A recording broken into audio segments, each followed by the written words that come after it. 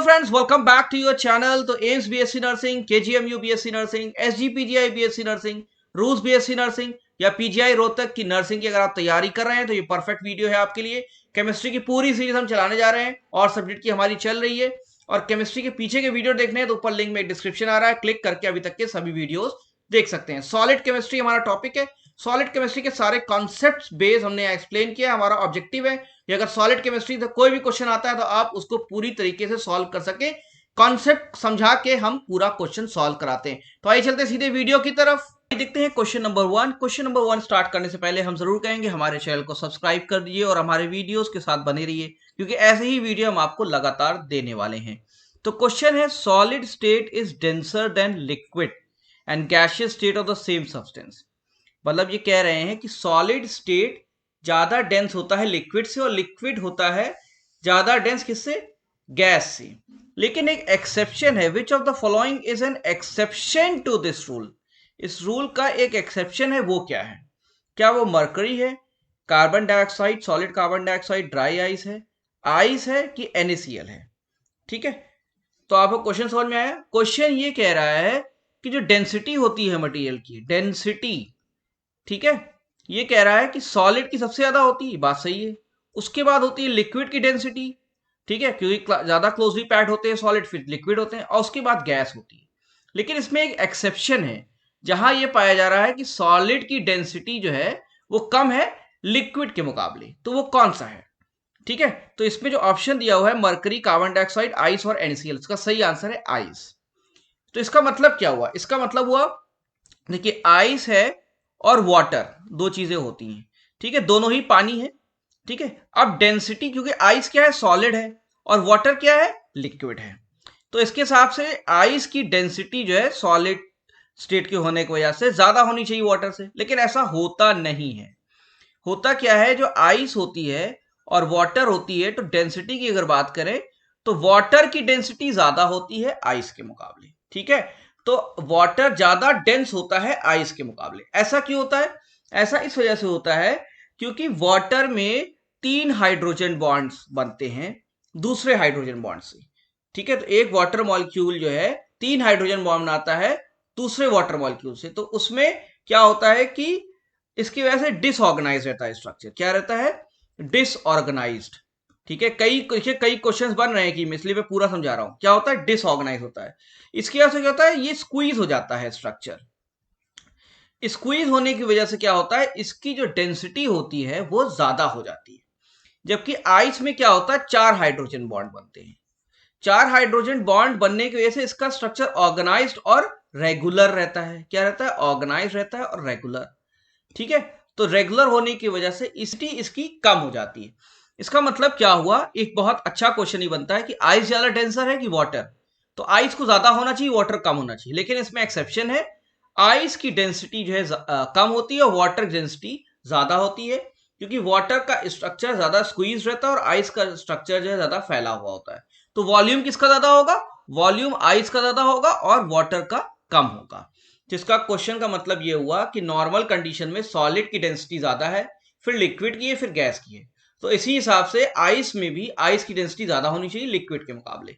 लेकिन लिक्विड मतलब वाटर की डेंसिटी इसलिए ज्यादा होती है आइस से, क्योंकि वाटर में 3 हाइड्रोजन बॉन्ड बनते हैं और उससे एक डिसऑर्गेनाइज स्ट्रक्चर बनता है, स्क्वीज स्ट्रक्चर बनता है, इसलिए उसकी डेंसिटी बढ़ जाती है। और आइस में 4 हाइड्रोजन बॉन्ड बनते हैं, रेगुलर स्ट्रक्चर बनता है, तो उसकी डेंसिटी कम होती है।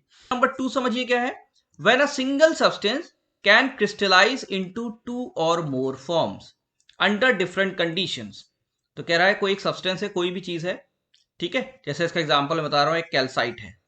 ठीक है, तो कैल्साइट एक मिनरल है। ठीक, तो ये क्या होता है? ये 2 फॉर्म में एग्जिस्ट करता है, 2 तरीके से एग्जिस्ट करता है, डिफरेंट कंडीशन चेंज कर दिया है तो कैल्साइट का स्ट्रक्चर दूसरा होगा, इधर स्ट्रक्चर दूसरा होगा। तो एक ही सब्सटेंस जब 2 तरीके से क्रिस्टलाइज करता है कंडीशन चेंज करने पे, तो उसको क्या कहते हैं? पॉलीमॉर्फस कहते हैं, आइसोमॉर्फस कहते हैं, सेमीमॉर्फस कहते हैं कि मल्टीमॉर्फस कहते हैं? ठीक है, तो इसका सही आंसर है पॉलीमॉर्फस। पॉली मतलब कई होता है, ठीक है, तो पॉलीमॉर्फिक फॉर्म्स में एग्जिस्ट करता है। अच्छा, ये आइसोमॉर्फस क्या होते हैं? आइसोमॉर्फस में क्या होता है कि जैसे जैसे इसका एग्जांपल है कैल्शियम कार्बोनेट, ठीक है, और सोडियम नाइट्रेट। ठीक है, सोडियम नाइट्रेट आइसोमॉर्फस क्या होते हैं? कि उनका सेम क्रिस्टल स्ट्रक्चर होता है, दो मोर सब्सटेंस के सेम क्रिस्टल स्ट्रक्चर्स हो। जैसे कैल्शियम कार्बोनेट और सोडियम नाइट्रेट का एक ही जैसा क्रिस्टल स्ट्रक्चर है, तो ये दोनों ही अलग अलग है लेकिन क्रिस्टल स्ट्रक्चर सेम है, तो ये दो कंपाउंड्स कहलाएंगे आपके आइसोमॉर्फस। लेकिन एक ही कंपाउंड जैसे कैल्साइट है, कंडीशन डिफरेंट हो जाए और अलग अलग क्रिस्टल स्ट्रक्चर बनाए तो कहेंगे पॉलीमॉर्फस। क्लियर? तो क्वेश्चन यहां पूछा था, जब एक ही सब्सटेंस दो अलग अलग क्रिस्टल्स बनाए डिफरेंट कंडीशन से क्या कहेंगे, तो पॉलीमॉर्फस होगा। और अगर दो सब्सटेंसेस एक ही ऐसा स्ट्रक्चर बनाए तो उसे आइसोमॉर्फस कहते हैं। तो polymorphous example calcite, isomorphous example calcium carbonate और सोडियम नाइट्रेट है। ओके, नेक्स्ट क्वेश्चन की तरफ चलते हैं। Question number 3। तो मैं सारे क्वेश्चन आपको बहुत डिटेल में एक्सप्लेन कर रहा हूं, जैसे इसमें कई क्वेश्चन बने तो आप वो भी सॉल्व कर ले जाए। देखिए, which type of solid structure melts at definite and sharp melting point. ठीक है, तो यहाँ सॉलिड की कैटेगरी दी हुई है और पूछा है इसमें कौन सा सॉलिड स्ट्रक्चर है जिसका एक जो मेल्टिंग होती है बिल्कुल डेफिनेट और शार्प होती है, बिल्कुल एक पर्टिकुलर टेम्परेचर जाके मेल्ट कर जाता है। तो ऑप्शन दिए हैं इसमें, ऑल टाइप्स ऑफ सॉलिड्स की, नो टाइप ऑफ सॉलिड्स, और अमॉर्फस सॉलिड की क्रिस्टलाइन सॉलिड। तो आपको पता है सॉलिड दो तरीके की क्लासिफिकेशन होती है, अमॉर्फस होती है और क्रिस्टलाइन होती है। ठीक है, अब इसमें क्रिस्टलाइन सॉलिड इसका सही आंसर है। क्रिस्टलाइन सॉलिड क्यों है ये मैं बताने जा रहा हूं। ठीक है, क्रिस्टलाइन सॉलिड का बिल्कुल परफेक्ट, ठीक है, और ऑर्डर्ड स्ट्रक्चर होता है। ठीक है, परफेक्ट ऑर्डर क्रिस्टल लैटिस होते हैं, लॉन्ग रेंज ऑर्डर होता है। तो क्या होता है कि जैसे ही एक पर्टिकुलर टेम्परेचर इसको मिलता है तो ये पूरा ऑर्डर क्या होता है, कोलैप्स कर जाता है। कोलैप्स मतलब पूरा बिखर जाता है, और बिखरने के बाद ये मेल्ट हो जाएगा। तो इसका क्या है कि जैसे ही एक टेम्परेचर मिलेगा इसका ऑर्डर्ड जो स्ट्रक्चर है बिल्कुल ऑर्डर्ड फॉर्म में वो ब्रेक कर जाता है, कोलैप्स कर जाता है, तो वो तुरंत उसी टेम्परेचर में मेल्ट कर जाएगा। तो क्रिस्टलाइन सॉलिड में प्रॉपर्टी होती है कि इनका, इसीलिए इनका डेफिनेट और शार्प मेल्टिंग पॉइंट होता है। अब अमॉर्फस सॉलिड क्या होता है कि इनका कोई परफेक्ट अरेंजमेंट होता नहीं, शॉर्ट रेंज ऑर्डर होता है, बिखरे हुए होते हैं पहले से ही। तो टेम्परेचर आप देंगे तो थोड़ा थोड़ा टुकड़ों में टूटेंगे, तो इनका कोई शार्प मेल्टिंग पॉइंट नहीं होगा। इनको टेम्परेचर आप बढ़ाते रहिए, धीमे धीमे धीमे धीमे मेल्ट करेंगे। लेकिन क्रिस्टलाइन सॉलिड क्योंकि परफेक्ट होते हैं, ऑर्डर्ड होते हैं, तो ये एक पर्टिकुलर टेम्परेचर में जाके बिल्कुल कोलैप्स करके शार्प मेल्टिंग पॉइंट शो करते हैं। तो इसमें भी कई क्वेश्चन आपके बन रहे हैं। आइए देखते हैं next question, question number 4। Question number 4 कह रहा है कि basic repeated unit, basic repeated structural unit of crystalline solid क्या कहते हैं। तो आपको पता है क्रिस्टल स्ट्रक्चर में बहुत ही चीजें फिक्स्ड हैं क्रिस्टल में। ठीक है, अब इसकी जो यूनिट होती है एक एक, उस यूनिट को हम क्या कहते हैं। छोटे छोटे यूनिट का क्रिस्टल बना हुआ है तो क्या कहते हैं उसे, मोनोमर कहते हैं, मॉलिक्यूल कहते हैं, कि यूनिट सेल कहते हैं, तो एटम कहते हैं। तो क्रिस्टलाइज सेल का जो मोनोमर होता है उसे कहते हैं यूनिट सेल, स्पेसिफिक नेम उसका यूनिट सेल है। पॉलीमर्स जो है मोनोमर के बने होते हैं ना, तो ये इसका आंसर नहीं होगा, जो पॉलीमर नहीं है क्रिस्टलाइन सॉलिड। और एटम्स मिलके मॉलिक्यूल बनाते हैं, तो ये ऑप्शन है, मॉलिक्यूल भी नहीं होगा, एटम्स मिलके मॉलिक्यूल बनाते हैं, मोनोमर भी नहीं होगा, मोनोमर पॉलीमर के लिए क्रिस्टलाइन सॉलिड के जो स्पेसिफिक टर्म यूज होता है उसे कहते हैं यूनिट सेल। नेक्स्ट क्वेश्चन देखते हैं, कह रहा है which of the following statement is true for an amorphous solid. तो मैंने आपको बताया था कि दो तरीके के सॉलिड हैं, क्रिस्टलाइन और अमॉर्फस। तो इसमें कौन सी चीज अमॉर्फस के लिए सही है, long range order is present, short range order is present, कि there is no orderly arrangement, की complete order is present at lower temperature. तो देखिए आपको पता है कि शॉर्ट रेंज ऑर्डर, इसको याद रखिएगा, अमॉर्फस में शॉर्ट रेंज ऑर्डर है, क्रिस्टलाइन में लॉन्ग रेंज ऑर्डर है। इसी शॉर्ट रेंज की वजह से मैंने बताया था कि इसका मेल्टिंग पॉइंट जो है बहुत बिखरा हुआ रहता है, धीमे धीमे मेल्ट करता है अमॉर्फस। लेकिन लॉन्ग रेंज ऑर्डर बिल्कुल ऑर्डर अरेंजमेंट क्रिस्टलाइन का बिल्कुल क्रैश कर जाता है एक मेल्टिंग पॉइंट पे। तो शॉर्ट रेंज ऑर्डर होता है अमॉर्फस सॉलिड में। आइए चलते हैं नेक्स्ट क्वेश्चन की तरफ। ये भी एक अच्छा क्वेश्चन है, क्वेश्चन समझने की कोशिश कीजिएगा, कई क्वेश्चन से बनते हैं। स्टेनलेस स्टील क्या होता है, कौन सा एलॉय है, वैकेंट एलॉय है, इंटरस्टिशियल है, सब्स्टिट्यूशन है, कि कॉम्बिनेशन है। तो ये बहुत टेक्निकल क्वेश्चन है, इसका आंसर क्या है वो बता रहा हूं, ये है कॉम्बिनेशन एलॉय। अब ये क्यों है, एलॉय का मतलब है दो चीज तीन चीज मिक्स करके जो चीज बनाई जाती है उसको हम एलॉय कहते हैं। अब क्या होता है कि स्टील बनता कैसे है कि जो आयरन लैटिस होती है इसकी, ठीक है, हमारी आयरन लैटिस है, ये मैंने आयरन लैटिस बनाई, ठीक है, और इसके बीच का जो गैप है यहां मैंने जो इंटरस्टिशियल स्पेस है यहां मैंने कार्बन डाल दिया एज एन इम्प्योरिटी। तो ये क्या है, कार्बन है, क्या है बच्चों, कार्बन। और ये क्या है, एज एन इम्प्योरिटी मैंने ऐड किया है। क्वेश्चन देखिए ऐड होते जा रहे हैं, तो ऐसे क्वेश्चन आ जाते हैं, इसी में कुछ और पूछ लिया जाए। तो कार्बन ऐड हुआ एज एन इम्प्योरिटी, कहां ऐड हुआ, ऐड हुआ इंटरस्टिशियल स्पेस में, जो बीच के स्पेसेस हैं खाली उसमें ऐड हुआ। तो इस वजह से इसको पहली बात तो इंटरस्टिशियल एलॉय कहना चाहिए। लेकिन अब कार्बन में क्या होता है, दो चीजें और रहती है, क्या होता है, निकल और क्रोमियम भी होता है। अब देखिए एक नेक्स्ट क्वेश्चन बनता है, तो क्या होता है, कहीं कहीं जो आयरन को हटा के हम वहां निकल और क्रोमियम डाल देते हैं, तो मिक्सिंग हो रही है आयरन में निकल और क्रोमियम की। तो ये जो निकल और क्रोमियम सब्सटीट्यूट करता है आयरन को लैटिस में, तो सब्सटीट्यूट करता है, इसलिए इसको सब्स्टिट्यूशन अलॉय भी कह सकते हैं। अब क्योंकि यहां पे ये इंटरस्टिशियल अलॉय सब्स्टिट्यूशन दोनों हो रहा है, इसलिए इसको कॉम्बिनेशन अलॉय कहेंगे। तो सही आंसर क्या है, एकदम एग्जैक्ट आंसर क्या है, कॉम्बिनेशन अलॉय। क्लियर। तो कार्बन कहां प्रेजेंट है, इंटरस्टिशियल स्पेस है बीच में एज एन इंप्योरिटी, इसलिए इसको इंटरस्टिशियल हम कहते हैं। सब्स्टिट्यूशन भी हो रहा है क्योंकि निकल और क्रोमियम रिप्लेस कर रहा है आयरन को, ठीक है, तो इसलिए सब्स्टिट्यूशन भी है, लेकिन क्योंकि दोनों चीज हो रही है, इसका बेस्ट टर्म है कॉम्बिनेशन अलॉय। नेक्स्ट देखते हैं, डायमंड क्या है, व्हाट इज डायमंड। अब ऑप्शन से ही आपको आंसर ढूंढना है, आपको डायमंड पता है हो सकता है, लेकिन ऑप्शन में क्या दिया है उसमें सही आंसर ढूंढना है। As an example of solid with hydrogen bonding, कि इलेक्ट्रोवायलेंट सॉलिड है, कि कोवलेंट सॉलिड है, कि ग्लास है, क्या है डायमंड। डायमंड आप याद रखिए है कोवलेंट सॉलिड। कोवलेंट सॉलिड क्यों कहते हैं इसे, क्योंकि जिसके कॉन्स्टिट्यूएंट पार्टिकल्स हैं वो अटैच्ड हैं किससे, कोवलेंट बॉन्ड से, किससे, कोवलेंट बॉन्ड से अटैच हैं, इस वजह से इसको कोवलेंट सॉलिड कहा जाता है। ऐसे ही ग्रेफाइट है, ठीक है, ग्रेफाइट, आपका ग्रेफाइट और आपका सिलिकन और आपका क्वार्ट्ज, ठीक है, तो ग्रेफाइट, सिलिकन, क्वार्ट्ज, डायमंड, ये सब क्या है, कोवलेंट सॉलिड है, क्योंकि इसके जो कॉन्स्टिट्यूएंट पार्टिकल जिसका ये बना हुआ है किससे अटैच है, कोवलेंट बॉन्ड से अटैच, इसलिए कोवलेंट सॉलिड कहते हैं। ठीक है, आइए देखते हैं next point, next question, question number 8, कि the points which show the position of atoms in crystal are called as. ठीक है, तो एक कह रहा है कि ऐसे पॉइंट जो कि शो करते हैं कि एटम यहां पे प्रेजेंट है क्रिस्टल में, मैंने हिंदी में समझा दिया कि ऐसे पॉइंट जो कि शो करें कि क्रिस्टल में पोजीशन ऑफ एटम को शो करते हैं, उनको क्या कहते हैं, क्रिस्टल लैटिस कहते हैं, क्रिस्टल पैरामीटर कहते हैं, ब्रेवाइस लैटिस कहते हैं, लैटिस पॉइंट कहते हैं। तो इसका सही आंसर क्या है, इसका सही आंसर है लैटिस पॉइंट, याद कर लीजिए, लैटिस पॉइंट शो करते हैं पोजीशन ऑफ एटम्स। चलते हैं नेक्स्ट क्वेश्चन की तरफ, क्वेश्चन नंबर 9। क्वेश्चन नंबर 9 कह रहा है, देखिए ये भी अच्छा क्वेश्चन है क्योंकि कॉन्सेप्ट है इसमें, ठीक है, और आपका कॉन्सेप्ट क्लियर है तो आप कई क्वेश्चन सॉल्व कर सकते हैं। तो मैं हार्ड क्वेश्चन प्रैक्टिस कराता हूं जैसे आप इजी वो अच्छे से कर ले। So which type of solid crystals, फिर बात हो रही है सॉलिड क्रिस्टल की, will conduct heat and electricity. तो ऐसा कौन सा सॉलिड क्रिस्टल है इन ऑप्शंस में से, सभी सॉलिड हैं जो कि हीट और इलेक्ट्रिसिटी कंडक्ट करेंगे। तो ऑप्शन यहां दिया हुआ है, आयनिक है, कोवलेंट है, मॉलिकुलर है, कि मेटालिक है, इसमें से कौन हीट इलेक्ट्रिसिटी कंडक्ट करेगा। तो इसका सही आंसर क्या है, इसका सही आंसर है मेटालिक, मेटालिक सॉलिड। ऐसा क्यों है, ऐसा क्यों है, ऐसा इस वजह से जो मेटल्स का जो क्रिस्टल होता है ना, आपको पता भी होगा, मैं फ्री बता दे रहा हूं, उसमें क्या होते हैं, उसमें होते हैं कटाइंस पॉजिटिवली चार्ज, और ये तो फिक्स रहते हैं, और ये इमर्ज रहते हैं किसमें, ये क्या है, सी ऑफ मोबाइल वैलेंस इलेक्ट्रॉन। ये क्या है, सी है, पूरा समंदर है किसका, मोबाइल, मोबाइल मतलब मूविंग चीज का, किस चीज का, वैलेंस, क्या, इलेक्ट्रॉन्स। तो ये सी ऑफ मोबाइल वैलेंस इलेक्ट्रॉन है ना, ये फ्री टू मूव है थ्रू आउट द स्ट्रक्चर। तो जब इलेक्ट्रिसिटी प्रोवाइड की जाती है तो इलेक्ट्रॉन जो है मूव करना शुरू कर देते हैं एक एंड से दूसरे एंड की तरफ, इसलिए कंडक्शन होता है हीट का, इलेक्ट्रिसिटी का, सब इलेक्ट्रॉन के थ्रू हो जाता है। तो मेटल की खूबी यही होती है कि उसमें कैटाइंस जो है सी ऑफ इलेक्ट्रॉन में क्योंकि इमर्स्ड हैं, उसी में डूबे हुए हैं, और ये mobile electron free to move है, इसलिए हीट भी कंडक्ट करेंगे, इलेक्ट्रिसिटी भी कंडक्ट करेंगे, ये इसका सही आंसर। आइए चलते हैं नेक्स्ट क्वेश्चन की तरफ, question number 10।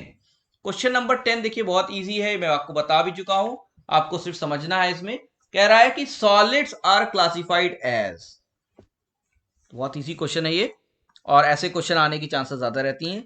Solids are classified as, solids क्या होते हैं, क्रिस्टलाइन, आयनिक, की मेटालिक अमॉर्फस, की मॉलिक्यूलर कोवलेंट, की क्रिस्टलाइन अमॉर्फस। ठीक है, तो इसका सही आंसर मैं आपको बता चुका हूं कि सॉलिड को on the basis of which, on the basis of crystal structure, crystal structure की बेसिस पे दो में क्लासिफाई किया गया, क्रिस्टलाइन में और अमॉर्फस में। तो सही आंसर क्या है, D, crystalline and amorphous. Crystalline क्या है, शार्प मेल्टिंग पॉइंट वाले, regular structure, ordered, long range order. Amorphous क्या है, इनका शार्प मेल्टिंग पॉइंट नहीं होता है और बहुत फिक्स क्रिस्टल स्ट्रक्चर नहीं होता है, शॉर्ट रेंज ऑर्डर होता है, ठीक है, इसलिए फिक्स मेल्टिंग पॉइंट भी नहीं होता, क्रिस्टलाइन और amorphous solid. Next question, question number 11। Question number 11 कह रहा है सॉलिड कार्बन डाइऑक्साइड क्या है। आपको पता है solid carbon dioxide, dry ice कहते हैं इसको, ठीक है। तो सॉलिड कार्बन डाइऑक्साइड क्या है, मेटालिक है, क्रिस्टल है, कोवलेंट क्रिस्टल है, कि आयनिक है, कि मॉलिक्यूलर है। तो आपको बताना है किस कैटेगरी में आता है, ठीक है। तो ये क्या है, ये है मॉलिक्यूलर क्रिस्टल, याद रखिएगा। सॉलिड कार्बन डाइऑक्साइड, इसको ड्राई आइस कहते हैं, ड्राई आइस कहते हैं, ये मॉलिक्यूलर क्रिस्टल। मॉलिक्यूलर क्रिस्टल क्यों कहते हैं हम, ये हमारा क्वेश्चन है।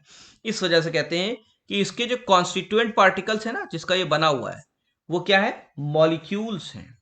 वो क्या है, मॉलिक्यूल्स हैं। तो कॉन्स्टिट्यूएंट पार्टिकल इसके मॉलिक्यूल है जो कि बॉन्डेड हैं, या तो वंडरवॉल फोर्सेस होंगी, या डाइपोल डाइपोल इंटरेक्शंस होंगे, या हाइड्रोजन बॉन्ड होंगे। ठीक है, तो इसके जो कॉन्स्टिट्यूएंट पार्टिकल हैं जिसका ये बना हुआ है, वो क्या है, मॉलिक्यूल्स हैं सॉलिड कार्बन डाइऑक्साइड का। क्या है वो, CO2। ठीक है, इस वजह से इसको मॉलिक्यूलर सॉलिड कहते हैं। और ये सभी कनेक्टेड है वंडरवॉल फोर्सेस से होते हैं, या तो डाइपोल डाइपोल इंटरेक्शन या हाइड्रोजन बॉन्ड इंटरेक्शन से होते हैं ये बने। आइए चलते हैं नेक्स्ट क्वेश्चन की तरफ, क्वेश्चन नंबर 12। अब देखिए फिर से वही क्वेश्चन है, और ये अलग तरीके से पूछा गया है कि which of the following are responsible for high electric and thermal conductivity. तो क्वेश्चन पहले समझा कीजिए, क्या क्या है, क्या रिस्पॉन्सिबल है इसमें से, किस चीज के लिए, इलेक्ट्रिकल और थर्मल क्या कंडक्टिविटी। आयंस रिस्पॉन्सिबल होते हैं, कोवलेंट बॉन्ड रिस्पॉन्सिबल होते हैं इलेक्ट्रिकल थर्मल कंडक्टिविटी के लिए। फ्री हाइड्रोजन आयंस की फ्री मोबाइल इलेक्ट्रॉन्स क्या होने चाहिए, कैसे इलेक्ट्रिकल कंडक्टिविटी भी थर्मल कंडक्टिविटी। कंडक्टिविटी क्या होगा, जब एक एंड से दूसरे एंड मूव कर पाएगा तभी कंडक्शन हो पाएगा। ये कंडक्टिविटी की थ्योरी थी, चाहे इलेक्ट्रिकल हो चाहे थर्मल हो। तो इसके लिए मूवमेंट वाली चीज चाहिए, तो वो होता है फ्री एंड मोबाइल इलेक्ट्रॉन्स, जैसे कि मेटल्स में होता है free and mobile electron, sea of electrons वहां होता है। तो इसका सही आंसर डी है। क्वेश्चन समझ में आ गया होगा आपको। आइए देखते हैं 13। एक ही अच्छा क्वेश्चन, कॉन्सेप्ट बेस्ड क्वेश्चन हैं सब। कॉन्सेप्ट आपका क्लियर है, दूसरा क्वेश्चन बना तुरंत आप सॉल्व कर लेंगे। विच of the following is not a characteristic of metal. कह रहा है मेटल की इसमें से कौन सी कैरेक्टरिस्टिक नहीं है। तो आपको मेटल पता है क्या होता है, कैटायंस है, सी ऑफ इलेक्ट्रॉन में इमर्ज्ड है। तो मेटल में क्या नहीं होता, लस्टर मतलब जो चमक, डक्टाइल मतलब उसको आप वायर्स में डाल सकते हैं, मेलेबल पीट के उसको शीट बना सकते हैं, कि ब्रिटल। ठीक है, तो सही आंसर इसका क्या है, लस्चर होता है, डक्टिलिटी भी होती है, मेलेबिलिटी भी होती है, मेटल में ब्रिटल नहीं होती है। ठीक है, तुरंत ब्रेक नहीं कर जाएंगे, ब्रिटल स्ट्रक्चर नहीं होता मेटल में। लस्चर भी होता है, डक्टिलिटी भी होती है, मेलेबिलिटी भी होती है, और ये सब उसके स्ट्रक्चर की वजह से ही है, सब कुछ स्ट्रक्चर की वजह से। क्वेश्चन नंबर 14 देखिए, which type of crystalline solid is also known as giant molecules. अब देखिए डायरेक्ट क्वेश्चन आ सकता है कि इसमें से कौन सा क्रिस्टलाइन सॉलिड है, अमॉर्फस नहीं और सॉलिड भी। तो सॉलिड दो थे, अमॉर्फस क्रिस्टलाइन। अब क्रिस्टलाइन में एक ऐसा सॉलिड है जिसको हम जायंट मॉलिक्यूल कहते हैं। किसे कहते हैं, वो क्रिस्टलाइन सॉलिड आयनिक सॉलिड है, कि कोवलेंट है, कि पोलर है, मॉलिक्यूलर सॉलिड है, कि मेटालिक सॉलिड है। ठीक है, इसका सही आंसर क्या है, इसका सही आंसर कोवलेंट सॉलिड्स। जो कोवलेंट सॉलिड होते हैं ना, जायंट मॉलिक्यूल होते हैं। क्यों, क्योंकि उसमें लॉन्ग चेन होती है। किसकी लॉन्ग चेन, किसकी होती है, कोवलेंट बॉन्ड्स की। ठीक है, long chain of covalent bonds होते हैं, बड़े बड़े लंबे लंबे जो है कोवलेंट बॉन्ड्स एक के बाद एक बने रहते हैं, इसलिए कोवलेंट सॉलिड जायंट मॉलिक्यूल होते हैं। ये हार्ड भी होते हैं लेकिन ब्रिटल होते हैं, तुरंत टूट सकते हैं। हार्ड एंड ब्रिटल होते हैं, लॉन्ग चेन कोवलेंट बॉन्ड्स के बने रहते हैं, इसलिए इसको जायंट मॉलिक्यूल कहा जाता है। देखिए नेक्स्ट क्वेश्चन। नेक्स्ट क्वेश्चन कह रहा है, थोड़ा सा डिफरेंट क्वेश्चन है, कि what does the ratio, ratio मतलब समझ गए ना आप, ऐसे रेशियो रहता है, ऊपर कुछ लिखा नीचे कुछ लिखा है। Space occupied by total space denote. तो लैटिस की बात हो रही है कि अगर स्पेस जितना ऑक्यूपाई किया हुआ है और नीचे टोटल स्पेस है, इसको रेशियो क्या कहते हैं, packing factor, packing efficiency, particle fraction, की आपका पैकिंग यूनिट। तो सही आंसर इसका है पैकिंग फैक्टर। स्पेस ऑक्यूपाइड, कितना स्पेस ऑक्यूपाई कर रहा है, कितना स्पेस था, उसका रेशियो आपका कहलाता है पैकिंग फैक्टर। नेक्स्ट क्वेश्चन देखते हैं। क्वेश्चन नंबर 16 कह रहा है मेटलॉइड के बारे में। देखिए अच्छा क्वेश्चन, मेटलॉइड नया कॉन्सेप्ट आ गया। विच of the following properties hold true for metalloid. तो कह रहा है इसमें से कौन सी प्रॉपर्टी ट्रू है, किसके लिए, इसमें से कौन सी प्रॉपर्टी सही है, किसके लिए, मेटलॉइड की। तो आपको मेटलॉइड पहले पता होना चाहिए क्या है। मेटलॉइड क्या होते हैं, एक होता है मेटल और एक होता है नॉन मेटल। तो इसकी बीच की जो चीज होती है वो होती है मेटलॉइड। ठीक है, अब इसकी मेटलॉइड की खूबी क्या होती है कि पहली बात तो ये नॉन मैलिएबल होते हैं, नॉन मैलिएबल, शॉर्ट फॉर्म में लिख रहा हूं, मैलिएबल मतलब शीट में नहीं बन सकते। फिर ये नॉन डक्टाइल भी होते हैं, डक्टाइल मतलब इनको तार में हम कन्वर्ट नहीं, वायर्स में कन्वर्ट नहीं कर सकते। पुअर कंडक्टर होते हैं, क्या होते हैं, पुअर कंडक्टर होते हैं हीट और इलेक्ट्रिसिटी के, लेकिन बेटर होते हैं नॉन मेटल्स के मुकाबले।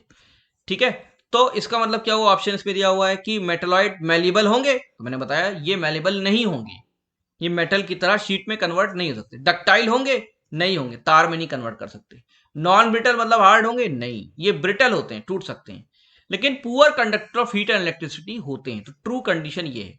तो these are poor conductors of heat and electricity, लेकिन फिर भी बीच की होती है, नॉन मेटल बिल्कुल नहीं होते, लेकिन थोड़ा बहुत तो कंडक्ट करेंगे ना, इसलिए पुअर कहा है, नॉन कंडक्टर नहीं कहा है। तो poor conductor of heat and electricity metalloid होते हैं। ओके, आइए चलते हैं नेक्स्ट क्वेश्चन की तरफ। क्वेश्चन नंबर 17 कह रहा है फॉर अ मेटालिक क्रिस्टल। अब देखिए फिर क्वेश्चन आया मेटालिक क्रिस्टल, तो एक मेटल का क्रिस्टल है, which band do the delocalised electrons occupy. ठीक है, तो आपको पता है ना बैंड होता है कंडक्शन बैंड और वैलेंस बैंड, तो कंडक्शन बैंड है और वैलेंस बैंड है।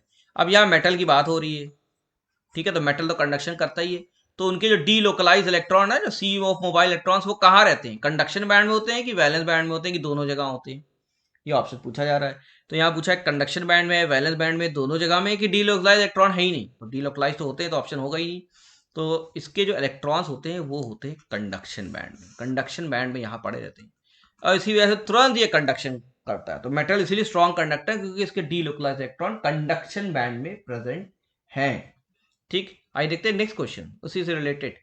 कह रहा है a substance containing one band, a substance containing one band completely filled with electrons and other band completely empty but with the possibility of empty band become populated। क्या कह रहा है कि एक ऐसा सब्सटेंस है जिसमें दो बैंड है, एक है आपका कंडक्शन बैंड और एक है वैलेंस बैंड। अब ये कह रहा है कि एक बैंड तो भरा हुआ है इलेक्ट्रॉन से जो कि वैलेंस बैंड है, और एक बैंड बिल्कुल खाली है, ये एम्प्टी है। लेकिन क्या होता है कि इसकी पॉसिबिलिटी है कि इलेक्ट्रॉन यहां से यहां बहुत जल्दी भर जाए। क्यों? क्योंकि यहां पे जो एनर्जी गैप है, समझिएगा, एनर्जी गैप है, ये बहुत ज्यादा नहीं है, कम है। ज्यादा होता तो क्या होता, ये नॉन मेटल हो जाती, और नहीं होता तो क्या होता, मेटल हो जाते। लेकिन ये ऐसा है कि इसके बीच में एनर्जी गैप बहुत कम है और यहाँ वैलेंस इलेक्ट्रॉन भरे हुए हैं, और जरा सा भी हीट मिली या कुछ मिला तो ये कंडक्शन बैंड में जाके कंडक्ट करने लगेंगे। तो इसमें एनर्जी गैप कम होता है, उसे क्या कहते हैं, सेमीकंडक्टर। इसका सही आंसर क्या होगा, मेटल होगा नहीं। मेटल में तो सीधे इलेक्ट्रॉन कंडक्शन बैंड में होते हैं, नॉन मेटल में तो जा ही नहीं पाते क्योंकि एनर्जी गैप बहुत ज्यादा होता है। ये ऑप्शन भी नहीं होगा, तो सही आंसर है सेमीकंडक्टर। एनर्जी गैप कम है, तुरंत इलेक्ट्रॉन कुछ स्टिमुलेशन के बाद कंडक्शन बैंड में मूव कर सकते हैं। समझ में आ रहा है ना, डिटेल में इसलिए एक्सप्लेन कर रहे हैं। क्वेश्चन नंबर 19 फिर कॉन्सेप्ट क्लियर है तो आंसर क्लियर है आपका, कुछ भी क्वेश्चन आया। What is the correct order of magnetic strength among the following elements. ठीक है, तो मैग्नेटिक स्ट्रेंथ जो होती है इसका करेक्ट ऑर्डर क्या है। अब आपको मैग्नेटिक स्ट्रेंथ पता होने के पहले पता होना चाहिए मैग्नेटिक स्ट्रेंथ डिपेंड किस पे करती है। मैग्नेटिक स्ट्रेंथ डिपेंड करती है नंबर ऑफ अनपेयर्ड इलेक्ट्रॉन्स पे। किस पे डिपेंड करती है, नंबर ऑफ अनपेयर्ड इलेक्ट्रॉन्स पे। ठीक, तो जिसके पास अनपेयर्ड इलेक्ट्रॉन ज्यादा होगा उसकी मैग्नेटिक स्ट्रेंथ ज्यादा होगी। जब आपको ये पता होगा तो आप कैलकुलेट कर लोगे। अब इसमें चार चीजें हैं, एक फेरस दिया हुआ है, एक कोबाल्ट दिया हुआ है, एक निकल दिया हुआ है और एक कॉपर दिया हुआ है। इसमें ऑप्शन दे दिया आप किसकी ज्यादा है, तो आपको अगर पहले अनपेयर्ड इलेक्ट्रॉन पता होना चाहिए। तो फेरस में 4 अनपेयर्ड है। ठीक है, अभी तो केमिस्ट्री है, इतना पता होना चाहिए आपको, ये नहीं याद है पढ़ लीजिए। कोबाल्ट है 3 होता है, निकल में 2 है और कॉपर में है 1। तो इसका मतलब क्या हुआ, सबसे ज्यादा इसमें है तो सबसे ज्यादा इसकी होगी, फिर 3 है, उसके बाद 2, फिर 1। तो इसका सही आंसर है ऑप्शन नंबर ए। सबसे ज्यादा फेरस की होगी, कोबाल्ट, फिर निकल, कॉपर, क्योंकि नंबर ऑफ अनपेयर्ड इलेक्ट्रॉन 4 3 2 1 4 3 2 1 के रेशियो में प्रेजेंट है। Okay, question number 20 last question, बहुत इंपॉर्टेंट क्वेश्चन, बहुत कुछ इसमें आपको सीखने को मिलेगा। ठीक है, पूरा पूरा कॉन्सेप्ट है इसमें। क्या है कॉन्सेप्ट, क्वेश्चन नंबर 20 कह रहा है the substances that gets weakly magnetized, weak कुछ टर्म पकड़िए, weakly magnetized in presence of external field, external magnetic field लगाया तो वीकली मैग्नेटाइज्ड हुए। फिर क्या पूछा, tend to move from region from weak to strong magnetic field, कुछ क्या कहते हैं। तो ऐसे सब्सटेंसेस जो वीकली मैग्नेटाइज होते हैं, कब, जब उनमें एक्सटर्नल मैग्नेटिक फील्ड लगाया जाए और वो मूव करते हैं वीक से स्ट्रॉन्ग मैग्नेटिक फील्ड की तरफ, तो उनको क्या कहते हैं, डायमैग्नेटिक कहते हैं, पैरामैग्नेटिक कहते हैं, फेरोमैग्नेटिक कहते हैं, नन ऑफ द अबव कहते हैं। देखिए इसका सही आंसर पहले बताता हूँ क्या होता है। सही आंसर है पैरामैग्नेटिक। तो पैरामैग्नेटिक वो सब्सटेंसेस हैं जो कि वीकली मैग्नेटाइज होते हैं एक्सटर्नल फील्ड में और मूव करते हैं region from weak to strong magnetic field. ये तो इसका आंसर हो गया। अब कॉन्सेप्ट समझ लीजिए, 3 चीजें होती हैं, डायमैग्नेटिक, पैरामैग्नेटिक और फेरोमैग्नेटिक। डिफरेंस क्या है समझिएगा। ठीक है, आपका जो पैरामैग्नेटिक होते हैं, पहले पैरामैग्नेटिक की बात करते हैं। इसका एग्जाम्पल ले लीजिए, इसका एग्जाम्पल है जैसे एल्युमिनियम और प्लैटिनम। मैंने दो एग्जांपल लिया, एल्युमिनियम और प्लैटिनम। अब इसमें क्या होता है कि इस वाले में एटलीस्ट 1 अनपेयर्ड इलेक्ट्रॉन होते हैं। क्या होगा? एटलीस्ट 1 अनपेयर्ड इलेक्ट्रॉन प्रेजेंट होगा। 1 electron at least unpaired electron present होता है।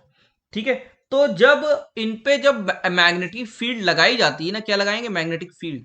तो इनकी क्या होता है? मैग्नेटिक फील्ड डेवलप हो जाती है, और जैसे ही मैग्नेटिक फील्ड हटाएंगे वैसे ही वो क्या होती है? डिसअपियर हो जाती है। तो क्वेश्चन ऐसे भी आ जाता है कि ऐसे कौन से सब्सटेंसेस जिसमें मैग्नेटिक फील्ड लगाओ तो वो मैग्नेटिक फील्ड रिटेन करते हैं, लेकिन जैसे ही हटाओ तो डिसअपियर कर जाते हैं, वो होते हैं पैरामैग्नेटिक। ठीक है, तो पैरामैग्नेटिक क्या हो गए? ये वो सब्सटेंसेस हो गए जिनमें एटलीस्ट 1 अनपेयर्ड इलेक्ट्रॉन हो, और इनमें जब मैग्नेटिक फील्ड लगाई जाती है तो वीकली मैग्नेटाइज होते हैं, और जैसे ही मैग्नेटिक फील्ड आप हटाएंगे वैसे ही मैग्नेटिज्म चला जाएगा। तो ये प्रॉपर्टी होगी पैरामैग्नेटिक सब्सटेंस। एग्जांपल बता दिया मैंने इसका, एल्युमिनियम, प्लैटिनम। अब दूसरे तो डायामैग्नेटिक। अब डायामैग्नेटिक के साथ क्या केस है? डायामैग्नेटिक के साथ ये है कि इनमें जो है सबसे इंपॉर्टेंट अनपेयर्ड इलेक्ट्रॉन होते ही नहीं है। ठीक है, सब खेल इलेक्ट्रॉन का है, तो अनपेयर्ड इलेक्ट्रॉन नहीं है, तो जब इलेक्ट्रिक मैग्नेटिक फील्ड जब मैग्नेटिक फील्ड आप लगाएंगे तो इनको कोई फर्क नहीं पड़ता, बल्कि ये रिपेल करते हैं। इनको कोई फर्क नहीं पड़ता, रिपेल करने लगते हैं।